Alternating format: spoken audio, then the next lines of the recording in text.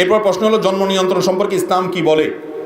নবী করিম সাল্লাল্লাহু আলাইহি সাল্লাম বলেছেন, তাজাওয়াজুল ওয়াদুদ আল ওয়ালুদ ফাইন্নী মুকাথিরুম বিকুমুল উমাম।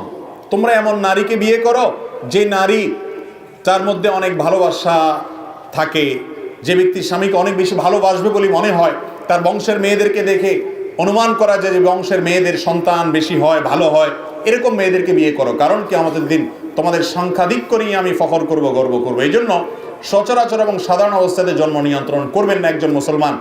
একজন মুসলমান জন্ম নিয়ন্ত্রণ করতে পারেন যদি তার এই মুহূর্তে বাচ্চা হলে এই বাচ্চা লালন পালন করতে যে পরিবেশে আছে সেই পরিবেশে হিমশিম খেতে হবে, কঠিন জায়গা, তারা কথার কথা জেলখানাতে আসেন বা এমন জায়গাতে আসেন এখানে বাচ্চা একটা আছে, আরেকটা বাচ্চা হলে তাকে ধরার লোক থাকবে না, মায়ের জন্য কষ্ট হবে, অথবা এই মুহূর্তে বাচ্চা কনসিভ হলে মায়ের স্বাস্থ্যের বড় কোনো ক্ষতি হবে, এক কথায় বড় কোনো বিপদ হতে পারে বা বড় কোনো সমস্যা আছে।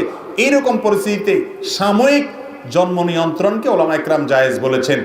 কিন্তু কি খাওয়াবো, বেতন কম, ইনকাম কম, এই উদ্দেশ্যে বা এই কারণে যদি কেউ জন্ম নিয়ন্ত্রণ করেন তাহলে সেটা কোনো আলেমের মতেই জায়েজ নাই। কারণ জন্ম নিয়ন্ত্রণ সম্পর্কে আল্লাহ রাব্বুল আলামিন স্পষ্ট বলেছেন, তোমরা তোমাদের সন্তানদের হত্যা করবে না, কারণ আমি তোমাদের কাছ থেকে রিজিক চাই না, তোমাদের এবং সন্তানদের সবার রিজিক বরং আমি দিব।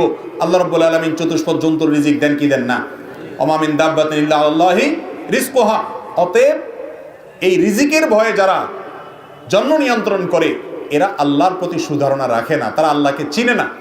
ইমানদার কখনো এই চিন্তা জন্ম নিয়ন্ত্রণ করলে সেটা জায়েজ নয়, সেটা হারাম।